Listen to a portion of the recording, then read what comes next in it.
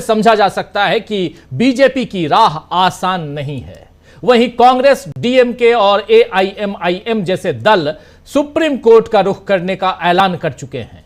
कांग्रेस सांसद अभिषेक मनु सिंघवी का तो दावा है कि अदालत में यह बिल, अगर इस बिल को चुनौती दी गई तो संविधान के अनुच्छेद यानी आर्टिकल 25 और 26, इन दोनों आर्टिकल्स के तहत बिल असंवैधानिक घोषित हो सकता है। यानी मोदी और शाह की सारी मेहनत मिट्टी में मिल जाएगी, ठीक वैसे ही जैसे किसान आंदोलन के बाद कृषि बिल की हालत हुई थी। मोदी को आकर शायद माफी न मांगना पड़े। वहीं मोदी के साथ एकजुटता दिखाने की कीमत नीतीश कुमार को शायद सत्ता खोकर चुकानी पड़े। और चिराग पासवान और जयंत चौधरी भी अपनी पार्टी में बड़ी टूट देख सकते हैं, क्योंकि वक्फ बिल के विरोध में इस्तीफों का सिलसिला थम ही नहीं रहा है। आज की ही बात कर लें तो जेडीयू की, अगर शुरुआत करें जेडीयू से, तो जेडीयू की बात करें तो पूर्व प्रदेश सचिव एम राजू नैयर, अल्पसंख्यक प्रकोष्ठ के प्रदेश सचिव मोहम्मद शहनवाज मलिक, जिला उपाध्यक्ष नदीम अख्तर, अल्पसंख्यक विभाग के प्रदेश महासचिव मोहम्मद तबरेज सिद्दीकी अलीग, तबरेज हसन, मोहम्मद दिलशान राइन, जिला सचिव मोहम्मद फिरोज खान, मोहम्मद कासिम अंसारी, जेडीयू अल्पसंख्यक मोर्चा के प्रदेश सचिव नवाज मलिक, जेडीयू अल्पसंख्यक सेल के जिला अध्यक्ष जफर आलम जैसे नेताओं का इस्तीफा अब तक हो गया है। दोस्तों, इन तमाम नेताओं का इस्तीफा जेडीयू से हो गया है। वहीं बिहार शिया वक्फ बोर्ड के चेयरमैन और जेडीयू नेता अफजल अब्बास ने भी खुलकर नीतीश कुमार के खिलाफ मोर्चा खोल दिया है। उन्होंने कहा है कि इस बिल के कारण मुस्लिम समाज में जबरदस्त गुस्सा है। जेडीयू के मुस्लिम नेता इस बिल के खिलाफ थे और उनकी राय नहीं ली गई। उधर लोजपा, लोक जनशक्ति पार्टी लोजपा रामविलास के अल्पसंख्यक प्रकोष्ठ के जिला अध्यक्ष मोहम्मद अली आलम का इस्तीफा हुआ है और राष्ट्रीय लोकदल यानी रालोद के हापुड़ जिला महासचिव मोहम्मद जाकी ने भी इस्तीफा दे दिया है।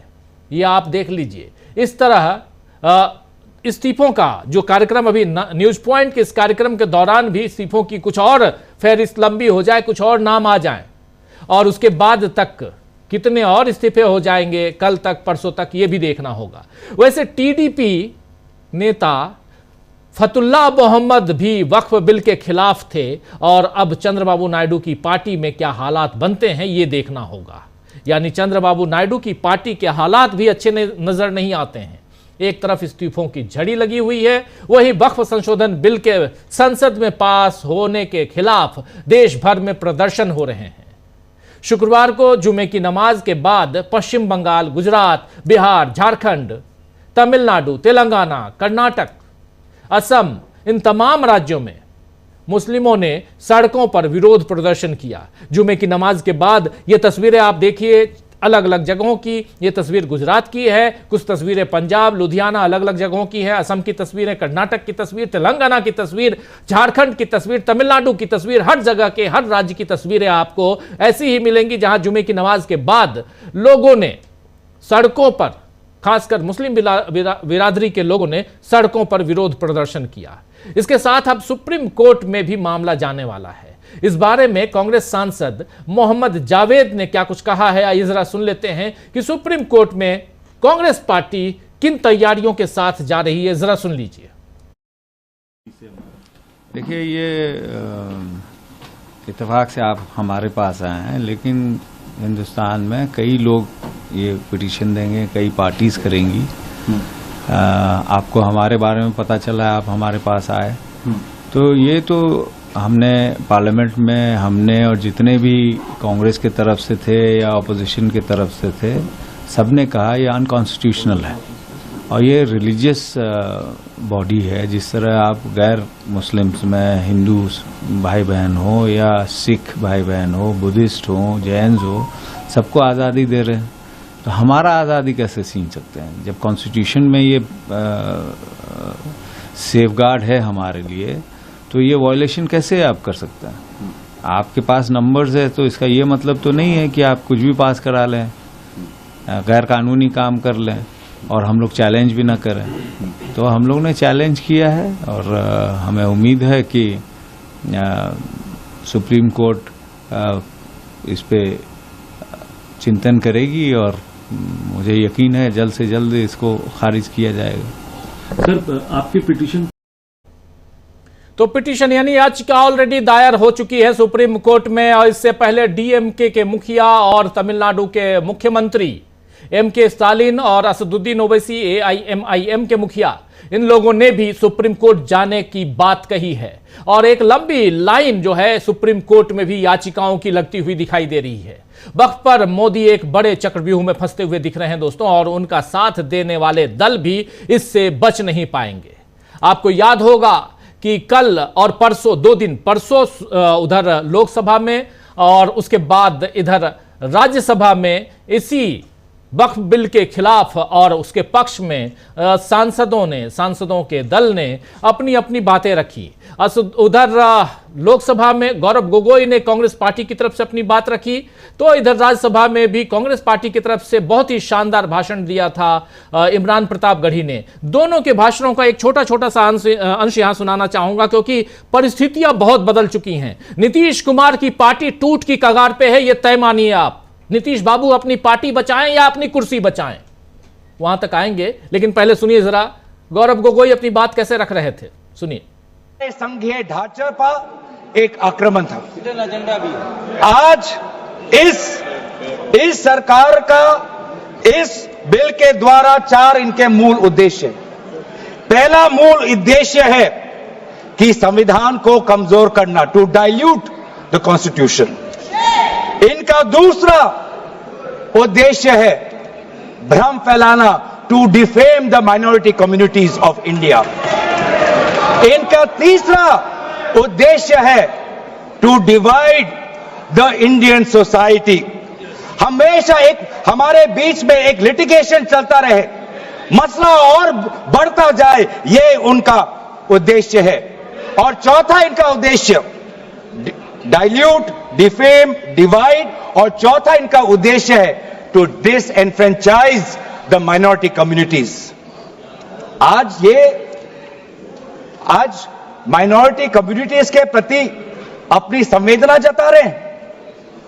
सर, कुछ हफ्ते पहले देश में विभिन्न जगहों में तो सुन रहे थे आप यहां गौरव गोगोई, और दूसरी तरफ जब कल राज्यसभा में बात हो रही थी तो इमरान प्रतापगढ़ी ने जो भाषण दिया उसको वर्षों तक याद रखा जाएगा। एक बहुत ही शानदार भाषण, बहुत तैयारी के साथ इमरान प्रतापगढ़ी पहुंचे थे। जरा उनको भी सुन लीजिए, उसका छोटा सा हिस्सा वो भी सुनिए और चर्चा आगे बढ़ाएंगे। यहां पर ये दोनों की तस्वीरें और दोनों के भाषणों के कुछ हिस्से को इसलिए रख रहे हैं क्योंकि यहां से अब सड़कों पर जब लोग निकल के आए हैं तो आखिर वहां से क्या होने जा रहा है, और नीतीश बाबू ने क्या बहुत बड़ी गलती कर दी, यह भी समझेंगे। लेकिन पहले सुनिए इमरान प्रतापगढ़ी के भाषण का एक छोटा सा हिस्सा।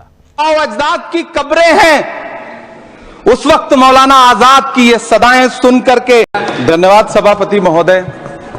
हम ही को कातिल कहेगी दुनिया, हमारा ही कत्लेआम होगा। हम ही कुएं खोदते फिरेंगे, हम ही पे पानी हराम होगा। सभापति महोदय, सन 1947 में दिल्ली की जामा मस्जिद की तारीखी सीढ़ियों पर खड़े होकर के भारत रत्न मौलाना अबुल कलाम आजाद साहब ने कहा था कि मुसलमानों कहां जा रहे हो, यह है तुम्हारा मुल्क, यहां तुम्हारे आबाओ अजदाद की कब्रें हैं। उस वक्त मौलाना आजाद की ये सदाएं सुन करके लोगों ने अपने सरों की गठरियां उतार करके रख दी थी। आज उसी दिल्ली में मौजूद देश की संसद में एक बिल आया है जो हमसे उसी जामा मस्जिद की सीढ़ियों के सबूत मांगेगा, जो उन्हीं सीढ़ियों के पास अपनी कब्र में सोए हुए मौलाना आजाद को फिर से कब्र से सदा देनी पड़ेगी कि ये जो कब्र है वो मेरी कब्र है, ये किसी सरकार की जागीर नहीं है। सभापति महोदय, मैं जहां खड़ा हूं इसी संसद भवन के सामने सड़क के उस पार अपनी कब्र में सोए हुए भारत के पूर्व राष्ट्रपति फखरुद्दीन अली अहमद की कब्र है। शायद अब उस कब्र से भी सदाएं आए कि यह कब्र मेरी कब्र है, यह सरकार की जागीर नहीं है। सभापति महोदय, मैं वक्फ कानूनों में किए जा रहे संविधान विरोधी बदलावों के खिलाफ बोलने के लिए खड़ा हुआ हूं। संविधान का आर्टिकल 14 हो, 29 हो, 30 हो, चीख चीख कर कहता है कि देश में सब बराबर के हकदार। आर्टिकल 26 कहता है कि सब तो संविधान के आर्टिकल्स यानी अनुच्छेद 25, 26, 29, 30 इन सब का जिक्र बार बार आया जब वक्फ पर बातें रखी गई संसद में। दोनों सदनों से वक्फ बिल पास तो हो गया, लेकिन उसके बाद आगे क्या? और इसी तरह कल रात आज सुबह कह लें 4 बजे तक संसद राज्यसभा की कार्रवाई चलती रही और आखिर में मणिपुर का बिल लेकर आया गया, क्योंकि मणिपुर में आप जानते हैं कि वहां राष्ट्रपति शासन लगा दिया गया था और उस राष्ट्रपति शासन को भी पारित करवाना था सदन के अंदर से, सदन से। और इसके लिए 4 बजे सुबह तक संसद की कार्रवाई चली, खासकर राज्यसभा की, और फाइनली उसे पास करवा दिया गया। इधर कांग्रेस अध्यक्ष मल्लिकार्जुन खड़गे ने आज मणिपुर पर श्वेत पत्र की मांग बीजेपी से की और दूसरी तरफ एक प्रेस कॉन्फ्रेंस में गौरव गोगोई ने बता दिया कि अब संसद मोदी का दरबार बनती जा रही है। अब संसद मोदी का दरबार बनती जा रही है। जरा सुन लीजिए गौरव गोगोई को। तो ये सदन धीरे धीरे अब भारत के आवाम की सदन नहीं, परंतु प्रधानमंत्री मोदी जी का दरबार बन गया है, वैसा लगता है। क्योंकि इस सदन में प्रधानमंत्री मोदी जी की जयकार स्वीकारित है, लेकिन जब किसी महत्वपूर्ण विषय पर सरकार की नीतियों की आलोचना की बारी आती है, सकारात्मक आलोचना, तब सत्ता पक्ष विभिन्न कूटनीति के द्वारा सदन की कार्रवाई को स्थगित करती है और अपनी जवाबदेही से वो भागती है। इसको लेकर सारे विपक्षी दल चिंतित थे। हमने अपनी चिंता आदरणीय अध्यक्ष महोदय को भी जताई।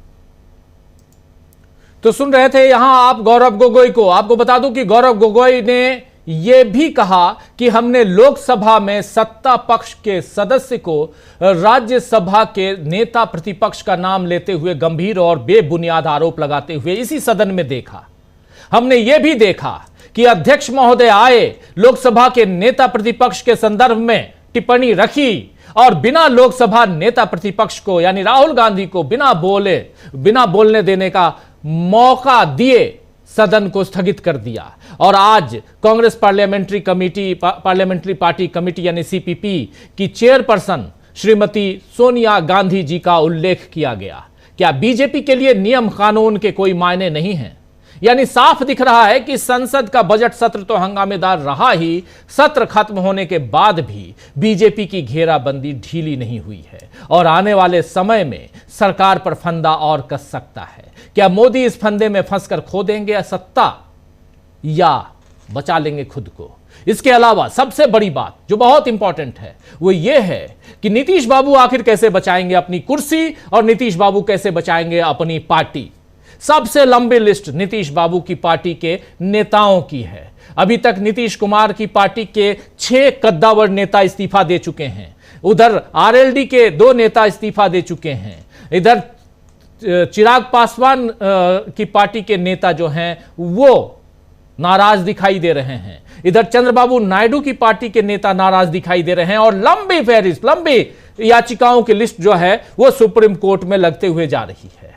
यह मामला अब सुप्रीम कोर्ट में यानी न्यायालय में और सड़क पे है, क्योंकि संसद में जो होना था वो हो गया। दोनों सदनों में विपक्ष ने अपनी मजबूती दिखा दी और बता दिया कि कैसे पसीने छूट रहे हैं नरेंद्र मोदी को। इस एक बिल को पास कराने में जो पसीने छूटे, जिसमें पहले दिन यानी लोकसभा में 3 बजे तक कार्रवाई और राज्यसभा में 4 बजे तक कार्रवाई करनी पड़ी। आखिर क्यों? चलिए चर्चा में इन तमाम बातों को ढूंढ के निकालते हैं, विश्लेषण करते हैं हमारे कुछ वरिष्ठ साथियों के जरिए और समझने की कोशिश करते हैं कि ये वक्फ बिल का मामला अब कहां जाएगा, सड़क पे मुसलमान हैं, अल्पसंख्यक हैं। आज मुसलमान, कल और दूसरे अल्पसंख्यक और परसों इस देश का बहुसंख्यक भी क्या ऐसे ही मसलों पे सड़क पे आने वाला है। लेकिन उससे पहले बिहार का चुनाव, और बिहार के चुनाव से पहले क्या अपनी पार्टी बचा पाएंगे नीतीश बाबू? चलिए जरा स्क्रीन पर ले आइए हमारे तमाम साथियों को। देखिए इस वक्त 3 वरिष्ठ साथी जुड़े हुए हैं। अनिल सिन्हा जी हमारे साथ हैं, प्रेम कुमार जी हमारे साथ हैं और हमारे साथ जुड़े हुए हैं प्रोफेसर रविकांत जी। आप तीनों का स्वागत है, इस्तकबाल है, स्वागत इस्तकबाल आप तमाम दोस्त साथी शुभचिंतक आप सबका, जो अब तक जुड़ चुके हैं उनका भी, जो जुड़ने वाले हैं उनका भी। प्रेम कुमार जी आपसे ही शुरुआत करता हूं। अभी थोड़ी देर पहले हम लोग दिखा रहे थे, दोबारा दिखा देंगे, और हमारे साथ जुड़ गए हैं सुनील शुक्ला जी भी। सुनील जी आपका भी स्वागत करता हूं इस कार्यक्रम में। प्रेम कुमार जी, देश भर में विरोध प्रदर्शन, क्या नरेंद्र मोदी ने सोचा होगा कि अल्पसंख्यक भी बाहर निकल के आ जाएंगे? अभी तक तो दबाते रहे, 2014 से 2025 तक यही होता रहा, लेकिन ये विरोध प्रदर्शन, इसकी आग कहां तक जाने वाली है? जी शुक्रिया राजीव जी। ये बहुत महत्वपूर्ण बात भी है, महत्वपूर्ण विषय भी है, जो चिंतित करने वाला भी है कि अब तक हिंदुस्तान में जो भी पोलराइजेशन की पॉलिटिक्स हुई है, वो पोलराइजेशन की पॉलिटिक्स का नतीजा इस रूप में नहीं हुआ है कि मुसलमान अलग से प्रदर्शन करने लगे, मुसलमान अलग से पार्टी बना ले, इस तरह की बातें नहीं हुई हैं। लेकिन अब ये उसी दिशा में होती दिख रही है और ये चिंता का विषय, ये बीजेपी की पॉलिटिक्स की जीत भी बोल सकते हैं, हिंदुस्तान के संविधान की हार भी बोल सकते हैं, संविधान पर बहुत बड़ा आघात, इसको अलग अलग तरीके से हम देख सकते हैं। ये बीजेपी की पॉलिटिक्स की जीत है कि इस देश में, जो आपने अभी सुनाया कि हर उन पार्टियों से जो बीजेपी के सहयोगी दल भी हैं, इस्तीफों की झड़ी लग गई है। लेकिन ये इस्तीफा हिंदू क्यों नहीं दे रहे हैं? उस एक ही समुदाय, मुस्लिम समुदाय के ही लोग दे रहे हैं, इस बात को भी गौर कीजिए। तो इसका मतलब ये है कि जो पार्टीशन हमें दिख रहा है, एक हिंदुस्तान में 2 हिंदुस्तान दिखने लगे हैं, हर पार्टी में इस तरह की नजीर अब दिखने लगी है। 1947 के समय जिन्ना वाला वक्त जो है वो पैदा होने लगा है। और ये क्यों हो रहा है, इसके लिए आपको यहाँ लगातार हम लोग इसी चिंता को रखते रहे हैं कि बीजेपी जो ध्रुवीकरण की सियासत कर रही है, जो हिंदू मुसलमान की सियासत कर रही है, वो देश को तोड़ने वाला है, उस हद तक ले जाने वाला है। इसको अभी भी रोका जा सकता है, और कौन रोक सकता है? जो सभी धर्म को एक साथ लेकर चलने वाला हमारा संविधान जो है, उस संविधान के प्रति जिनको आस्था होगा वही इस चीज को रोक सकता है। आज संविधान चूंकि कुचला जा रहा है, और कुचला जा रहा है तो दिख रहा है। बहुत सारे लोगों, नेताओं ने संसद में इस आशंका को जताया कि आज मुसलमान हैं, कल कोई और अल्पसंख्यक समुदाय होगा, और बाद में हिंदू धर्म के ही लोग भी होंगे, दलित भी होंगे, पिछड़े भी होंगे, कोई भी हो सकता है इस तरह की पॉलिटिक्स में, जब पोलराइजेशन की पॉलिटिक्स होती है। तो ये गंभीर चिंता का विषय हो सकता है। ये जो अभी इस दृश्य दिख रहा है कि बीजेपी को राजनीतिक लाभ हो सकता है कि मिल जाए, लेकिन इसकी शुरुआत तो 370 के समय से ही हो गई थी। 370 धारा को हटाना, भाई 370 धारा को तो हिंदुस्तान की सरकार नहीं लाया, तो कोई दुनिया की किसी सरकार ने लाया नहीं था, हम ही लोगों ने अपनाया था और एक कमिटमेंट को पूरा करने के लिए किया था। उसको हटाने के नाम पर जो पूरे देश में सियासत हुई, जम्मू कश्मीर को एक कैद खाने में बदल दिया गया, इंटरनेट वगैरह सब बंद कर दिए गए, हजारों लोग जो हैं या तो नजरबंद रहे या जेल में रहे, वो सारी चीजें हमने देखी। और शेष भारत जो है उस समय प्रतिक्रिया विहीन बना हुआ था। वो उस समय से जो चिंता पैदा हुई, वो चिंता अब इस हालात में है कि अब देश भर में प्रदर्शन हो रहे हैं, तो एक ही समुदाय का आदमी प्रदर्शन करेगा। क्यों? अगर एक समुदाय का आदमी व्यथित है, तो बाकी समुदाय के आदमी व्यथित क्यों नहीं है? उनको क्यों नहीं लग रहा है कि मुसलमानों के साथ अन्याय हो रहा है और हमें भी बोलना चाहिए? ये बात हमें तो कम से कम बहुत चिंताजनक लगती है कि राजनीतिक दल से इस्तीफा भी देंगे तो मुसलमान ही देंगे। हमने इमरान प्रतापगढ़ी जी का भाषण सुना, बहुत शानदार भाषण है, लेकिन इमरान प्रतापगढ़ी जी ये बोलने पर विवश क्यों हैं? हम का मतलब मुसलमान, इमरान का मतलब मुसलमान। इमरान प्रतापगढ़ी अपने आप को या पूरा कांग्रेस के दूसरे नेता भी या जो भी है धर्म से ऊपर उठकर एक कांग्रेसी बोल करके क्यों नहीं बोल पा रहे? इमरान प्रतापगढ़ी की आवाज कांग्रेस की आवाज क्यों नहीं है? केवल वो इमरान की आवाज क्यों है? इस पर भी मैं ध्यान खींचना चाहता हूं। हो सकता है हमारी बात से बहुत लोग असहमत भी हो सकते हैं, लेकिन इन बातों का रेखांकन बहुत जरूरी है। कांग्रेस के भीतर जो इमोशन इमरान प्रतापगढ़ी के भाषण में दिखी, वो इमोशन अपोजिशन के किसी नेता में क्यों नहीं दिखी जो नॉन मुस्लिम था जी, जो गैर मुस्लिम था उसमें वो इमोशन नहीं दिखा। विरोध जरूर दिखा है। कांग्रेस एक लौती पार्टी है जिसने जबरदस्त विरोध किया है, कोर्ट का रुख अपनाया है, लेकिन कोर्ट में भी जाने वालों में नाम किसके सामने आ रहे हैं? नहीं, वो भी मुस्लिम है। दिक्कत तो ये है, कोर्ट भी जा रहे हैं तो मुस्लिम जा रहा है, कोर्ट में कांग्रेस का कोई हिंदू नेता क्यों नहीं जा रहा है? जी, कांग्रेस का कोई हिंदू नेता जाता हुआ क्यों नहीं दिख रहा है? दूसरी पार्टियों का कोई हिंदू या गैर मुस्लिम, हिंदू या कोई भी हो, केवल मुस्लिम ही विरोध क्यों करेंगे? ये हालात में चिंताजनक है, जिस ओर मैं ध्यान दिलाना चाहता हूं, क्योंकि ये गलत है तो असंवैधानिक है, तो सबके लिए असंवैधानिक है। राजीव जी के लिए भी असंवैधानिक है और जो हमारे मुस्लिम साथी होंगे उनके लिए भी असंवैधानिक है। तो ये इस असंवैधानिक कृत्य के खिलाफ धर्म से उठ करके प्रतिरोध को कैसे मजबूत किया जाए, ये आज की राजनीति का सबसे बड़ा सबब होना चाहिए, चिंता होनी चाहिए। राजनीति केवल विरोध न करे, मुसलमान और गैर मुसलमान सबको यूनाइट करके कैसे उतारा जाए। हमें गांधी जी याद आते हैं। गांधी जी ने जब खिलाफत मूवमेंट शुरू किया था तो उन्होंने हिंदू मुसलमान दोनों को सड़क पर उतार दिया था। मुसलमानों के लिए हिंदुओं को सड़क पर उतार दिया था, मुसलमानों को तो उतारा ही था, जबकि घटना देश से बाहर की थी। आज ऐसे नेता की देश को जरूरत है जो मुसलमान के हित के लिए हिंदू समुदाय को भी सड़क पर उतार दे। जी राजीव जी। जी बिल्कुल बिल्कुल, आप सही कह रहे हैं। बहुत महत्वपूर्ण बातें यहां पर। और एक तरफ यहां विरोध प्रदर्शन, सुप्रीम कोर्ट में इसके खिलाफ याचिकाएं, और दूसरी तरफ वहां नीतीश बाबू, उनकी परेशानी कैसे बढ़ रही है। प्रोफेसर रविकांत जी, आपके पास आना चाहता हूं, फिर अनिल सिन्हा जी और सुनील जी हमारे साथ जुड़े हुए हैं, इनके बीच भी आऊंगा और समझेंगे बिहार की सियासत को और नजदीक से अनिल सिन्हा जी के जरिए समझेंगे। लेकिन थोड़ा प्रोफेसर रविकांत जी आपसे समझना चाहता हूं। अभी अभी खबर आ रही है कि जेडीयू के तमाम मुस्लिम नेताओं ने कल एक प्रेस कॉन्फ्रेंस करने का आह्वान किया है, ऐलान किया है कि कल हम लोग सब मिलकर प्रेस कॉन्फ्रेंस करने वाले हैं। तमाम पत्रकारों को बुलाया गया है। पटना में यह प्रेस कॉन्फ्रेंस जेडीयू यानी जनता दल यूनाइटेड, जिसके मुखिया हैं नीतीश बाबू, और उसके नेताओं ने, मुस्लिम नेताओं ने प्रेस कॉन्फ्रेंस का आह्वान किया है। उससे पहले एक लंबी लिस्ट है, जरा उस लिस्ट को सामने ले आइए, जेडीयू नेताओं की जो लिस्ट जिसमें इस्तीफों की झड़ी लग गई है, जरा एक बार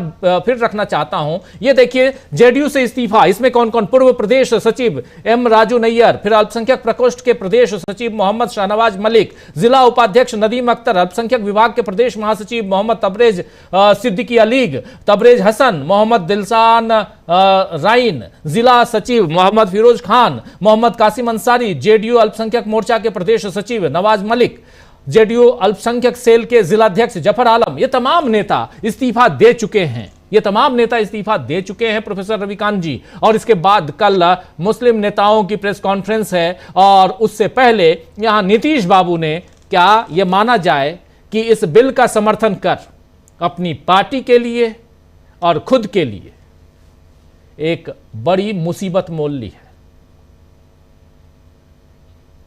राजीव जी कहते हैं अपने पैर पर कुल्हाड़ी मारना, लेकिन यहां तो कुल्हाड़ी पर पैर मारा गया है। नीतीश कुमार सब कुछ जान समझ रहे थे, ऐसा नहीं है, चंद्रबाबू नायडू को भी मालूम था। 2 दिन पहले तक ये दोनों ही नेता, चंद्रबाबू नायडू तो खुल करके बोल रहे थे कि हम आपकी सुरक्षा में खड़े होंगे। नीतीश कुमार ने जो संकेत दिए थे उससे भी लग रहा था कि नीतीश कुमार वक्फ बिल के समर्थन में नहीं जाएंगे, वो कुछ बीच का रास्ता निकालेंगे। हालांकि पार्टी उनकी तब भी टूटनी थी। नरेंद्र मोदी ने लल्लन सिंह हो, संजय झा हो, ऐसे नेताओं को पहले ही अपने पाले में कर लिया है। और इधर जो कुछ बच्चे सेकुलर नेता, अब वो संजय झा और लल्लन सिंह वही हो चुके हैं जो मोदी जी। और आपने वो स्तुति गान सुना होगा लल्लन सिंह का, केवल मोदी मोदी कर रहे थे, वो भूल गए कि नीतीश कुमार उनके नेता हैं। तो नीतीश कुमार की जो राजनीति है वो इस समर्थन के बाद, इस डिसीजन के बाद मुझे लगता है कि अब वो खत्म होने की कगार पर है। वैसे ही उनकी मानसिक स्थिति थोड़ी कमजोर दिख रही थी, लेकिन ये तो सीधे तौर पर दिखाता है कि आप नरेंद्र मोदी के सामने झुक गए, आत्मसमर्पण कर दिया। दूसरा, जो संविधान का वायलेशन हो रहा है, संविधान की हत्या हो रही है, उसमें आप हत्या करने वालों के साथ खड़े हो गए। तीसरा, जो माइनॉरिटी लगातार आपके साथ खड़ी रही चुनावों में, उसके साथ आपने वादा खिलाफी ही नहीं की, उसके पीठ में खंजर घोंपा। चौथा, चुनाव नजदीक है तो नीतीश कुमार को रिजल्ट भी बहुत जल्दी मिलेगा। चंद्रबाबू नायडू के लिए अभी तो 4 साल है, और 4 साल में क्या नैरेटिव बदलेगा, क्या होगा, मैं नहीं कह सकता। और अभी कौन सा ये बिल चलेगा, अभी तो बहुत कुछ है, तो हो सकता है कि तब तक लोग भूल जाए, चंद्रबाबू नायडू बच जाए, लेकिन नीतीश कुमार के लिए तो ज्यादा वक्त नहीं है। ये जो 3-4 दल हैं, ये अब पूरे तरीके से एक्सपोज हो चुके हैं कि अब इनकी कोई सेकुलर पॉलिटिक्स नहीं है, विशुद्ध रूप से मोदी की पॉलिटिक्स में ये शामिल हो चुके हैं। और इसलिए बिहार में जो नतीजा होगा वो तो होगा ही, उसके पहले जो स्थितियां हैं कि पार्टी को डूबना है। अब नीतीश कुमार अपने को बचाएंगे कि पार्टी को बचाएंगे? मैंने कहा पार्टी तो पहले भी खतरे में थी, लेकिन कम से कम सम्मान नीतीश कुमार का बचता, उनकी छवि बचती, और आने वाले समय में जब इतिहास लिखा जाता तो शायद ये चीजें नहीं लिखी जाती जो अब लिखी जाएंगी कि नीतीश कुमार ने आखिरी में संविधान की जब हत्या हो रही थी तो वो इस बिल के समर्थन में खड़े हुए थे, संविधान के हत्यारों के साथ खड़े हुए थे, धर्मनिरपेक्षता के खिलाफ खड़े हुए थे, वो एक अल्पसंख्यक समाज के। और इस बात को भारत के संविधान ने रेखांकित किया। डॉक्टर अंबेडकर के जो 3 बहुत महत्वपूर्ण भाषण हैं संविधान सभा के भीतर, एक भाषण संभवतः 5 नवंबर 1948 का है, डेट थोड़ा इधर उधर हो सकती है जी। उसमें बहुत स्पष्ट रूप से डॉक्टर अंबेडकर कहते हैं कि अल्पसंख्यकों को कभी भी ये एहसास ना हो कि वो अल्पसंख्यक है, ये जिम्मेदारी बहुसंख्यकों की है। और अगर ऐसा होता है तो जल्दी ही अल्पसंख्यक अपने आप को उस पूरे भारतीय समाज के भीतर समाहित कर लेंगे और अपनी जो अस्मिता है उसको विलीन कर लेंगे। लेकिन आजादी के 10 साल के बाद ही जो होना शुरू हुआ, जबलपुर का पहला दंगा, और दंगों के बाद से लेकर के फिर पूरा राम मंदिर का आंदोलन जिसने मुसलमानों को क्या कहां तक पहुंचा दिया, और अब जो स्थितियां हैं उसमें तो मुस्लिम समाज ये महसूस कर रहा होगा, जो अभी इमरान प्रतापगढ़ी ने कहा कि वो जो अपने सिर पर बोझा लेकर के पाकिस्तान की तरफ जाने के लिए तैयार हो रहे थे, लेकिन उन्होंने अपनी मिट्टी को, अपने देश को यहीं पसंद किया, यहीं रहना पसंद किया। आज जरा उनके दिल की बात को सुनिए, और जो नीतीश बाबू हैं या चंद्रबाबू नायडू हैं, जरा मुसलमानों के दिल से उनकी धड़कनों को जरा सुने कि वो क्या कह रही हैं।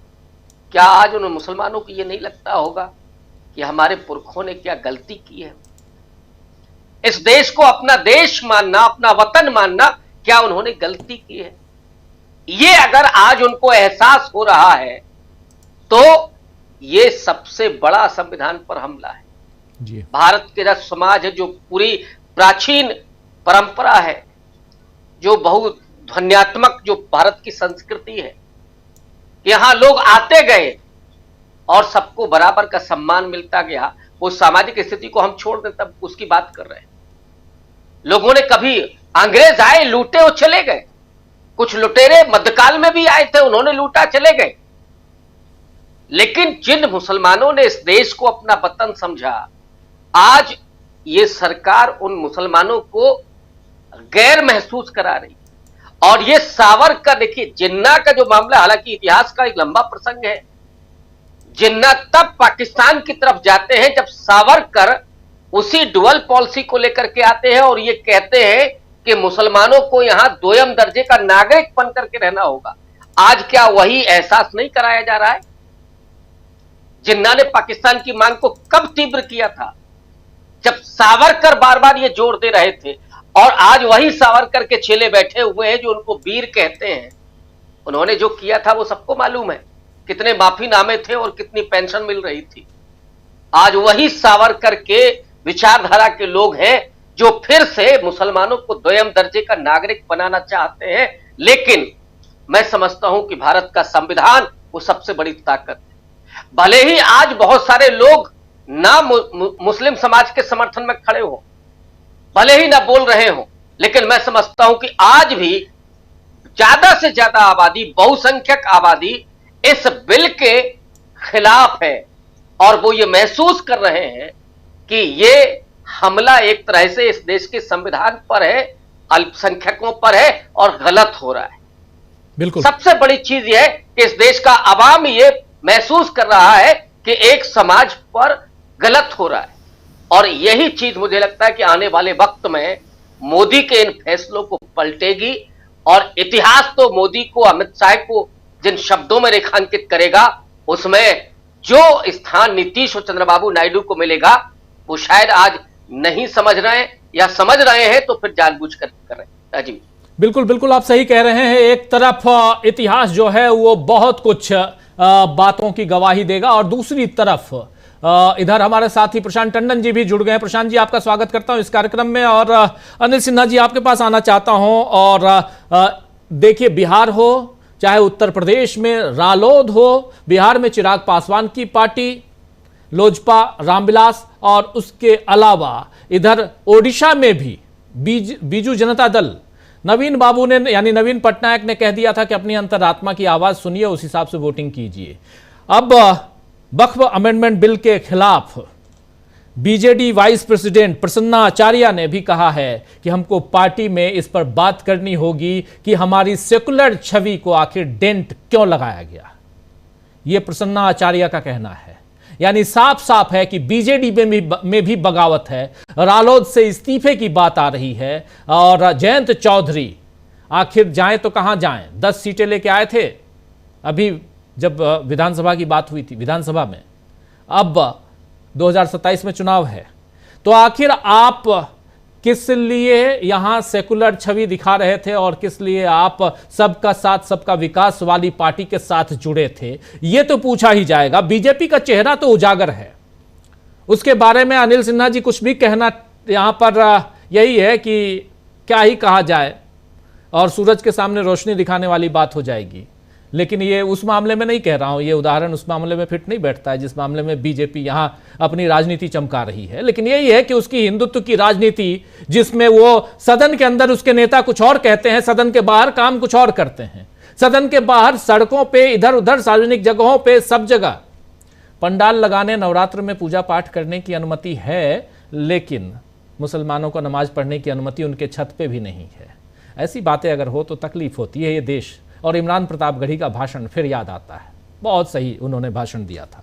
लेकिन दूसरी तरफ सदन के अंदर क्या कहते हैं कि हम सबका साथ सबका विकास, सबका विश्वास वाली पार्टी है। इसलिए यहां समझना जरूरी है कि अब यहां से नीतीश बाबू, चिराग पासवान, जयंत चौधरी, चंद्रबाबू नायडू, चाहे बीजू जनता दल के मुखिया नवीन पटनायक, ये सब आखिर किस राजनीति को आगे बढ़ाएंगे? अनिल सिन्हा जी। वक्त बिल संयोग से ऐसा हो गया कि ये जो दोहरा काम कर रहे थे, ये जो पार्टियां, जो ये सब सारी देखिए क्या होता है कि हम लोगों का भी लिमिटेशन है, हम लोग सच्चाई बोलने से कतराते हैं। अब इनको अगर मान लिया, अगर कुछ किसी तरह का आप अगर नाम देंगे तो बहुत डिफिकल्टी होगी, लेकिन इनको अवसरवादी एक सही मतलब ये शब्द है, इसको, इस शब्द को आप कह सकते हैं क्या कि ठीक है, ज़्यादा इसमें कोई गाली गलौज नहीं है। लेकिन ये सब अवसरवादी भी हैं और दूसरा कि बेईमान है। बेईमान कहना हमको लग रहा है कि उतना बुरा नहीं है, इससे और भी ज्यादा शब्द होने चाहिए इनके खिलाफ, लेकिन बेईमान है। ये जितनी पार्टियों का नाम आपने लिया, ये सारी पार्टियों का अस्तित्व इनका मुसलमानों के समर्थन से है, क्योंकि जो उनके समर्थन की वजह से इनका जो गैप है वोट में ये पूरा हो जाता है और ये जीत करके आ जाते हैं संसद या जहां भी। अब जैसे जयंत चौधरी का नाम लिया, निश्चित है कि उसको 0 हासिल होने वाला है अगले जो भी चुनाव आएंगे। तो वो ऐसे ही लोकदल कहां से कहां पहुंच गई आपने देखा। अजीत सिंह के अवसरवाद और फिर उसके बाद जयंत चौधरी सब मिला करके उनको खत्म कर दिया। उनकी जो चरण सिंह की जो भी विरासत थी उसको साफ कर लिया।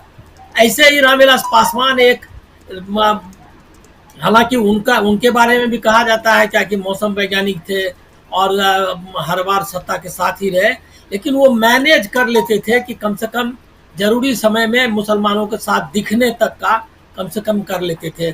चिराग ने ये मौका भी गंवा दिया।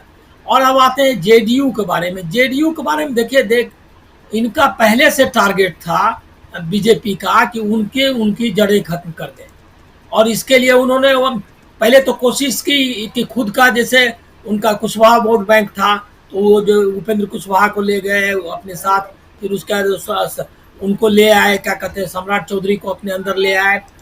इस तरह से उनका जो भी आधार था, जिसको कि अति पिछड़ों का जो आधार कहते हैं, नॉन यादव, नॉन कुर्मी, जो मिडिल कास्ट है, उनको उससे अलग करने की कोशिश की और उनमें अपने इनरोड बनाने की कोशिश की। अब एक ले दे करके था कि उनका मुसलमान एक वोट बैंक, मतलब वोट बैंक ना गलत शब्द है, लेकिन उनका मुसलमानों का समर्थन था उनको। ये समर्थन इसलिए था कि कम से कम वो उनके जेडीयू के कार्यकर्ता जा करके उनको नमाज पढ़ने से रोकना, रामनवमी में जुलूस निकाल करके वो मस्जिद पर पत्थर फेंकना, और उसके बाद जो है सो इस तरह के काम नहीं करते रहे।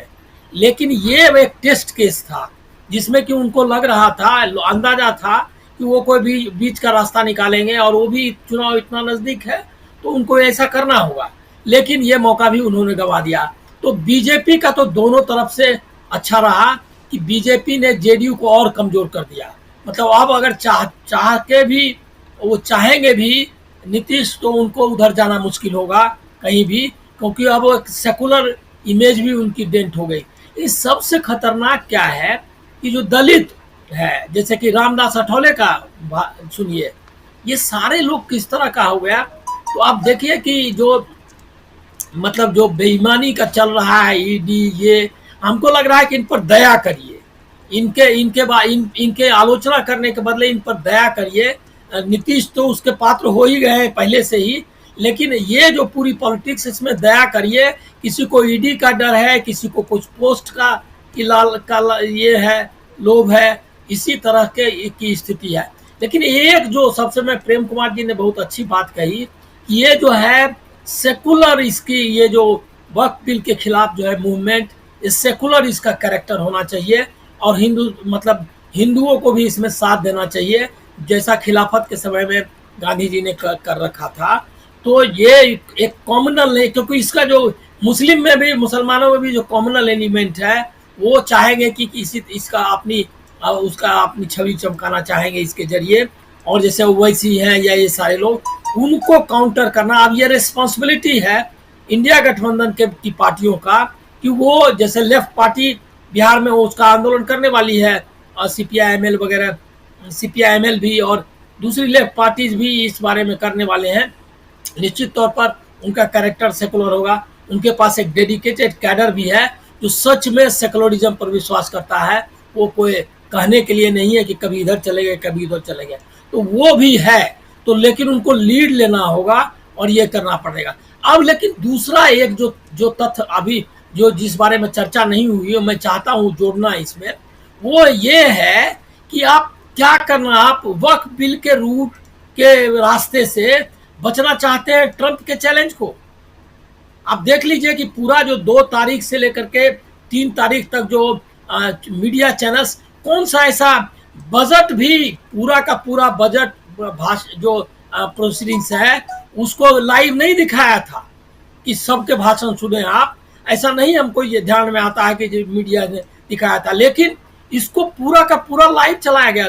क्यों 2 तारीख का आने वाला था ट्रंप वाला, और आप आज देख लीजिए उसका नतीजा 9.5 लाख करोड़ जो है वो बह गए, क्या कहते हैं शेयर बाजार में, हाँ शेयर मार्केट में।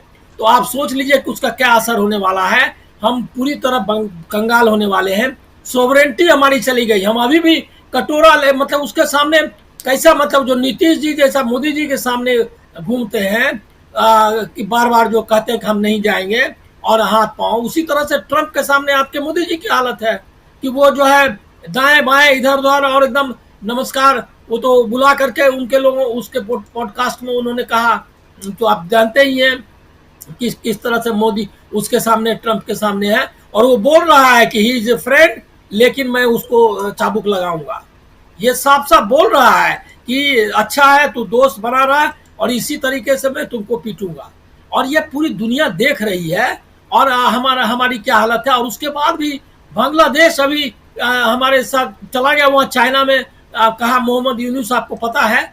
ऐसे समय में आप वक्त बिल लाते हो और देश को डिवाइड करके आप किस ट्रंप से लड़ोगे और किस चाइना से लड़ोगे।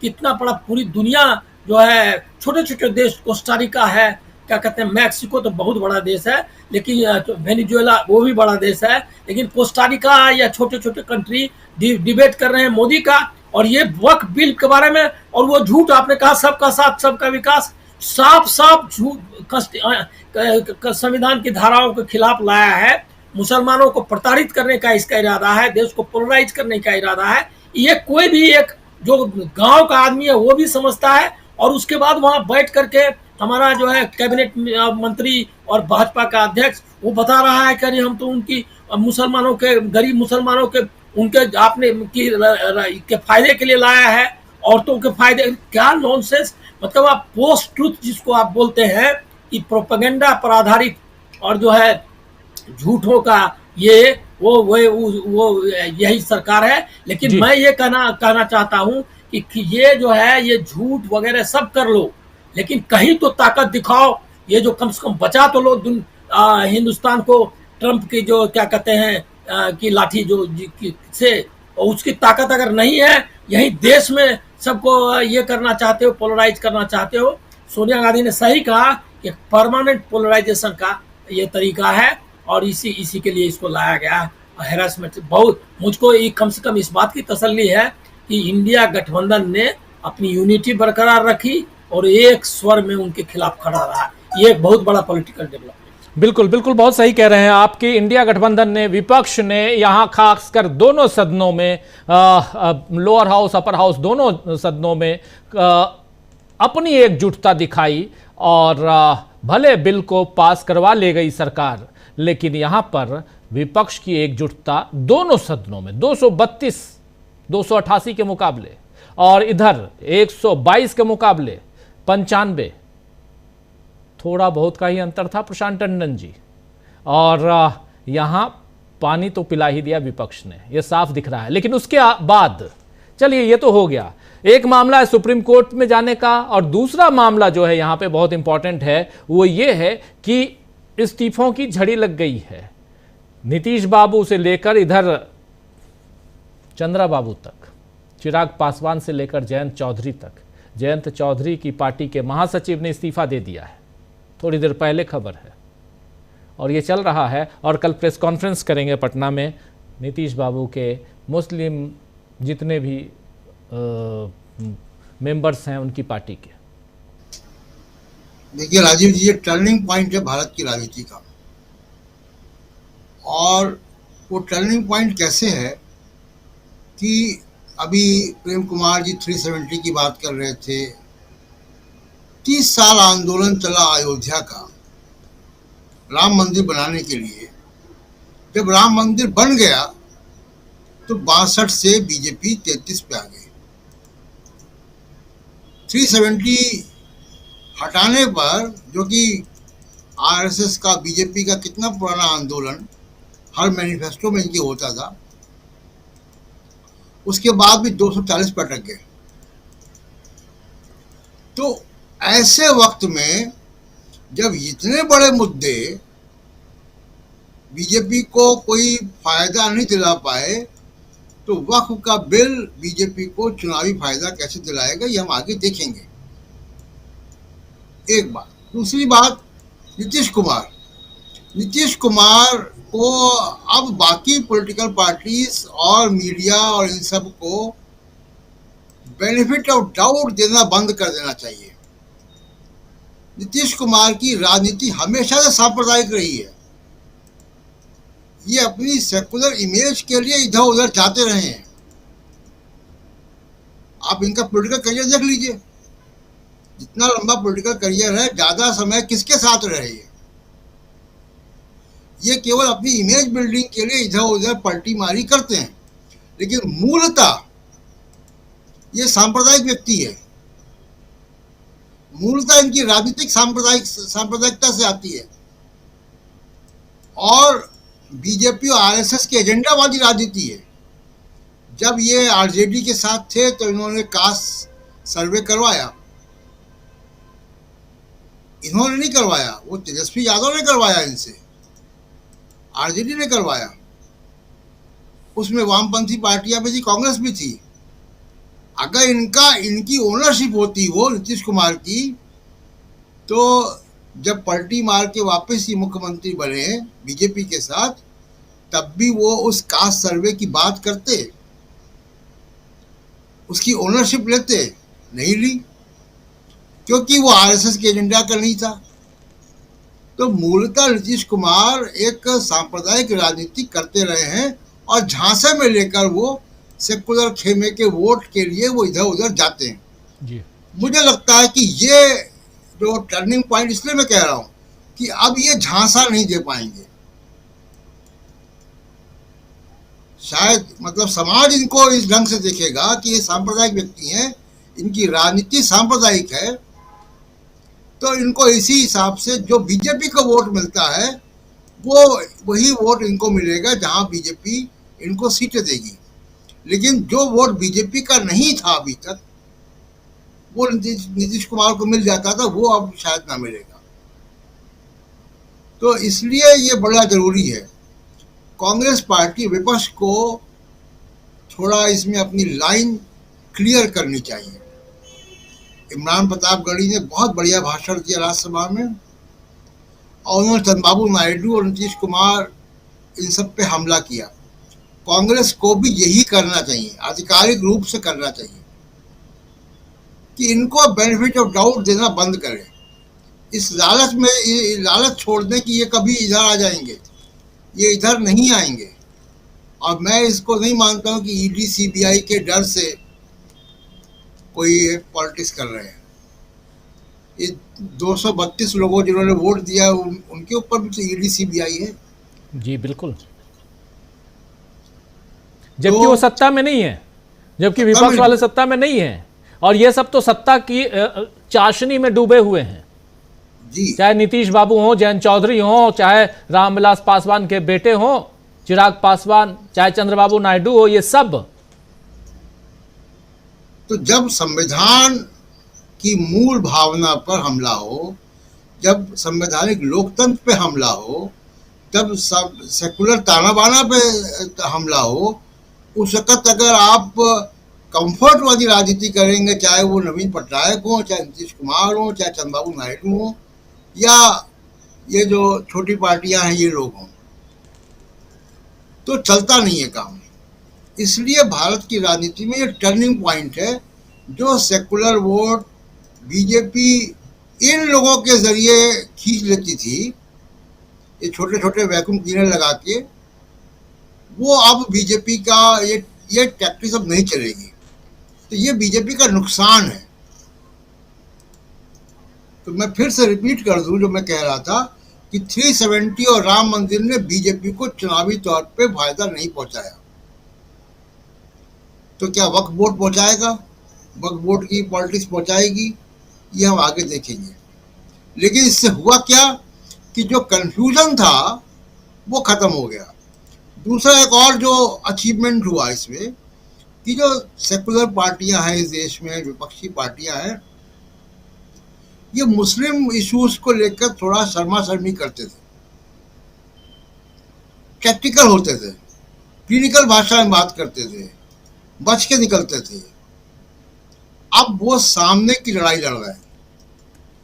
कल लोकसभा में आप देखिए कि गौरव गोगोई, अखिलेश यादव, कल्याण बनर्जी, ए राजा, केसी वेणुगोपाल, ये लोग हमलावर थे। दोनों सदनों में इमरान प्रतापगढ़ी का भाषण बेशक बहुत अच्छा है राज्यसभा में, लेकिन दोनों सदनों का अगर आप देखेंगे तो गौरव गोगोई का भाषण भी शानदार था। बिल्कुल, उन्होंने देश के मुसलमानों को किस तरह से कितनी खूबसूरत ढंग से डिफेंड किया, वो काबिल तारीफ है। तो ये जो दीवार थी ना एक राजनीति में, वो दीवार कल गिर गई। ये बीजेपी का नुकसान है। और बाकी जो आगे की राजनीति अभी चलेगी, जो अभी बात अनिल जी कह रहे थे कि टैरिफ की बात है, टैरिफ में कॉर्पोरेट को बहुत नुकसान है। 27% का टैरिफ होगा, 26%, 27% जो भी है। उसके बाद 7 से 8 बिलियन डॉलर का, लेकिन वो डायरेक्ट इम्पैक्ट है। इनडायरेक्ट इम्पैक्ट उससे बड़ा इम्पैक्ट होगा। और दूसरा जो non tariff barrier, Prashant ji थोड़ा रोकना चाहूंगा। हम लोग कार्यक्रम कर रहे हैं, इस वक्त अर्थक्वेक महसूस कर सकते हैं आप दिल्ली एनसीआर में हैं। एक तेज झटका अचानक अभी आया है और पूरा हमारा तो पूरा कैमरे से लेके सारी चीजें लाइट वाइट यहाँ हिलने अभी भी हिल रहा है। अगर आप लोग महसूस कर सकते हो तो रिक्टर स्केल पे क्या है, कितना है, ये हम अभी पता करके बताएंगे। लेकिन एक तेज झटका जो है वो अभी महसूस किया गया। और मैं अचानक, आप बात कर रहे थे, मैं देखने लगा कि मेरे सामने जिस टेलीविजन सेट के जरिए जिस स्क्रीन पर मैं आप लोगों को देखा करता हूं, उसको हिलते हुए देख रहा था। मुझे लगा कि पता नहीं क्या हो गया, अचानक क्यों हिलने लगा। लेकिन मैं देख रहा हूं कि अचानक और बहुत देर तक, शायद आप बोल रहे थे तो इसलिए महसूस नहीं कर पाए होंगे। लेकिन प्रेम कुमार जी, आप भी दिल्ली में ही हैं, आप भी महसूस कर रहे होंगे। मैं तो स्क्रीन में हिल रहा था। मेरी तबीयत 3 दिनों खराब है, मुझे लगा मुझे ना सर चकरा रहा है क्या, और मैं देख रहा हूँ कि कहीं है तो नहीं भूकंप, पर चूंकि फैन भी चल रहा है पर मेरा शरीर हिल रहा है, ये मुझे महसूस हो रहा है। सिर घूम रहा है, ये मुझे महसूस हो रहा है। आपके बोलते साथ वो कंफर्म हो गया। जी बिल्कुल अभी भी हल्का शॉक है, अभी भी है इस वक्त भी जब हम लोग चर्चा कर रहे हैं। तो एक झटका, और इसलिए रोका मैं। अपनी बात पूरी कीजिए, फिर सुनील शुक्ला जी के पास आता हूं। भूकंप का झटका है, जरा ये झटके जो हैं ये उधर सियासी दलों को भी लग रहे हैं। और आज झटकों की हम बात कर रहे हैं तो देखिए यहां धरती भी कांप रही है। क्या जमाना आ गया है।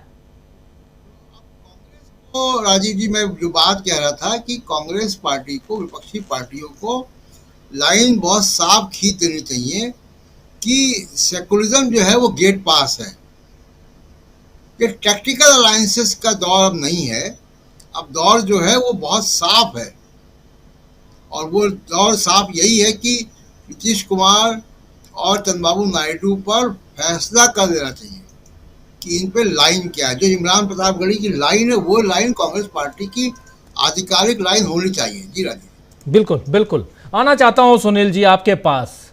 ये झटके क्या उधर भी लग रहे हैं या सिर्फ धरती से ये झटके दिखाई? अभी देखिए बहुत दुखद है। हम लोग थोड़ा हंसी मजाक या थोड़ा लाइट वे में बातें ये कर लेते हैं, लेकिन कितना दुखद है कि अभी से कुछ दिनों पहले, अभी 2-4 दिन पुरानी बात है, म्यांमार, बैंकॉक, इन तमाम जगहों में और जिस पर खासकर म्यांमार, तबाही का आलम है म्यांमार में। लगभग 2000 लोग तो आधिकारिक तौर पर मारे गए। और लेकिन यहां पर हिंदुस्तान में बात हम करें तो एक सियासी झटका, और इस झटके से क्या उबर पाएंगे नीतीश बाबू खासकर, क्योंकि सामने चुनाव है।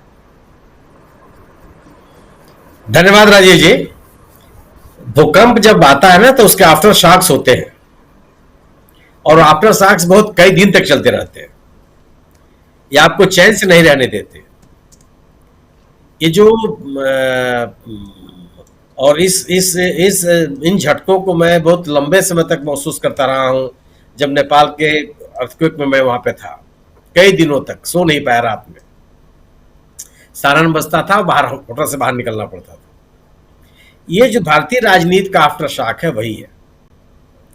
भारतीय जनता पार्टी की बेचैनी यह थी कि आखिर इस बिल को लाने की आवश्यकता क्या थी। ये सही है कि भारतीय जनता पार्टी को राम जन्मभूमि या राम मंदिर के प्राण प्रतिष्ठा जिसकी बात हम लोग कर रहे हैं, 370 जिसकी बात हम लोग कर रहे हैं, उसका कोई राजनीतिक लाभ नहीं मिला। क्यों नहीं मिला? कि ध्रुवीकरण की कोई प्रक्रिया थोड़ी शुरू हुई है। ध्रुवीकरण अपने चरम पर है और उस ध्रुवीकरण से भारतीय जनता पार्टी को जो फायदा मिलना था वो मिल चुका, वो सत्ता में आ गई। अब इसके बाद जो उसका जो समर्थन का जो जनाधार का विस्तार होना था वो उसके गवर्नेंस पे होना था, वो नहीं हुआ। और भारतीय जनता पार्टी ने या सत्तारूढ़ सरकार ने जो हाल के दिनों में अल्पसंख्यक समुदाय को प्रेरित करने के लिए जो कदम उठाए उसमें कोई गंभीर प्रतिक्रिया नहीं हुई। सरकार ने मस्जिदों को ढकवाने का काम किया उत्तर प्रदेश में, ये आदेश जारी किया उत्तर प्रदेश में कि आप सड़कों पर नमाज नहीं पढ़ेंगे, खुलेआम आप नमाज नहीं पढ़ेंगे। दिल्ली में कहा गया कि आप खुलेआम नमाज नहीं पढ़ेंगे, उसकी भी कोई प्रतिक्रिया नहीं है। मुसलमान निकल के नहीं कहा कि नहीं हम नमाज पढ़ेंगे, उसका कोई बात नहीं है। ये मस्जिद में अगर जगह नहीं है तो हम 2 बार नमाज पढ़ लेंगे, 3 बार नमाज पढ़ लेंगे, ईदगाह में हम बारी बारी से नमाज पढ़ लेंगे। लेकिन उसने कोई प्रतिक्रिया नहीं दी, जिसके लिए भारतीय जनता पार्टी इंतजार कर रही थी। अगर एक हिंसात्मक आक्रामक प्रदर्शन या प्रतिरोध मुसलमानों की तरफ दिखाई पड़ता तो भारतीय जनता पार्टी को अपने ध्रुवीकरण की राजनीति को और तेज करने का अवसर मिलता, वो नहीं हुआ। अब ये वक्फ का मामला आ गया। वक्फ के मामले पर भी जो अल्पसंख्यकों का रवैया है वो बहुत आक्रामक नहीं, आक्रामक इन द सेंस तो सड़क पर ही उतर रहे हैं, वो किस तरह की हिंसा नहीं कर रहे हैं, अपनी बात कर रहे हैं, किसे सहमत है, इससे असहमत है और इस असहमति को किस सीमा तक ले जा सकते हैं, वो सुप्रीम कोर्ट में भी जा रहे हैं। रही बात इसकी, इसका विरोध कोई मुसलमान ही थोड़े कर रहा है, हिंदुओं ने बड़े पैमाने पर इसका विरोध किया, सिविल सोसाइटी ने इसका विरोध किया, जो गैर एनडीए के दल हैं उनके लगभग सभी नेताओं ने इसका विरोध किया।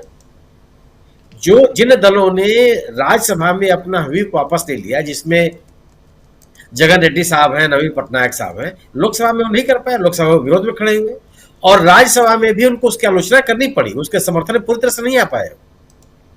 तो यह केवल हिंदू मुसलमानों का मसला नहीं रह गया, क्योंकि यह बात अब सिमरन कौन सा मुसलमानों की प्रतिनिधि है, जबरदस्त तरीके से उन्होंने विरोध किया और ये कहा कि आज आप मुसलमानों की बात कर रहे हैं, कल आप सिखों की बात करेंगे, परसों आप ईसाइयों की बात करेंगे, किस हर अल्पसंख्यक के हितों के ऊपर आप कुठाराघात करेंगे।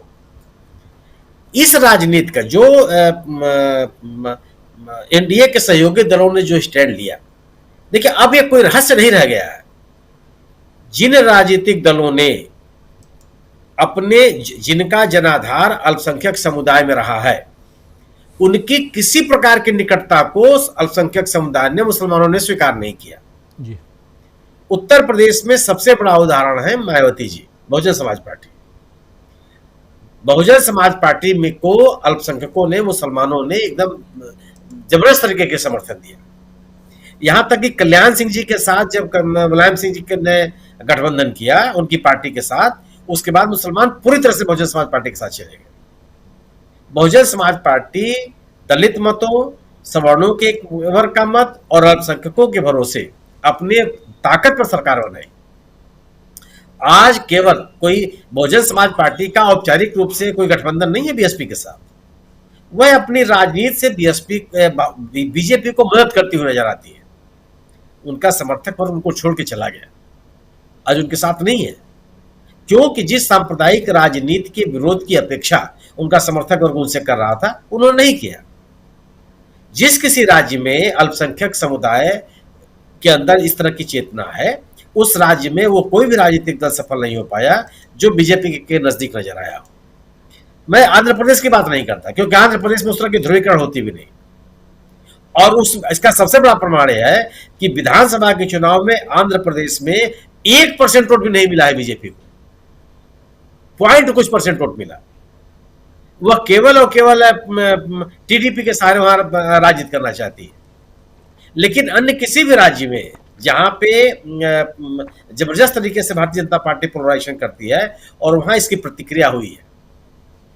मैं नहीं कहता कि जेडीयू को मुसलमानों का पूरा समर्थन प्राप्त है, लेकिन समर्थक एक वर्ग है उनका। और इसका उदाहरण यह है कि जिन अल्पसंख्यक बहुल संसदीय क्षेत्रों में कांग्रेस तक चुनाव जीती है, वहां भी जनता दल यूनाइटेड के उम्मीदवारों को 1,00,000-1,50,000 वोट मिले हैं। यह सही है कि विधानसभा के चुनाव में एक भी मुसलमान उम्मीदवार जनता दल यूनाइटेड का नहीं जीता, यह पूरी तरह से खुलकर उनके साथ नहीं गए, लेकिन बंटवारा होता था। एक जनता दल यूनाइटेड भी अपने साथ कुछ वोट ले जाता था, आरजेडी भी ले जाती थी, कांग्रेस भी, और वामपंथी दल। इस घटना के बाद पूरा का पूरा जो समर्थक वर्ग था थोड़ा बहुत भी जेडीयू का, वो बीजेपी जेडीयू का साथ छोड़ करके महागठबंधन के साथ जाएगा। नीतीश कुमार जी का एक बड़ा समर्थक वर्ग रहा है, अल्पसंख्यक रहा है, उदारवादी जो कट्टरता विश्वास नहीं करने वाले हिंदू समाज, बहुसंख्यक समाज के लोग भी रहे हैं। उनके गुड गवर्नेंस में सुशासन बाबू की इमेज के कारण लोग उनका समर्थन करते रहे हैं। यह माना जाता रहा है कि वो सामाजिक सशक्तिकरण या सामाजिक न्याय की राजनीति करने वाले नेताओं में शामिल है। ये तमाम तरह के जो परसेप्शन उनके बारे में बने थे, सब खत्म हुए इस एक समर्थन की वजह से। ये जो कल आप प्रेस कॉन्फ्रेंस की बात कर रहे हैं, यह जनता दल यूनाइटेड करवा रही है अपने अल्पसंख्यक प्रकोष्ठ के नेताओं से। उसमें वो नेता नहीं शामिल हो रहे हैं जिन्होंने इस्तीफा दिया। उनके बारे में तो जेडीयू का स्टैंड यह हो रहा है कि मुझे पता ही नहीं कि वो कौन लोग हैं, अपने पदाधिकारियों को इनकार कर रही है। और वह अपने डैमेज कंट्रोल के लिए कल प्रेस कॉन्फ्रेंस करा रही है पटना में। तो कितना मैनेज कर पाएगी? जिन लोगों, सबसे बड़ी चेतावनी है कि जिन नेताओं ने इस्तीफा दिया, लगभग सभी पसमानदा समाज से आते हैं, लगभग सभी, जिसके लिए बीजेपी कर रही है कि पसमानदा समाज को बहुत फायदा होगा, पसमानदा समाज के लोग हमारे साथ जुड़ जाएंगे।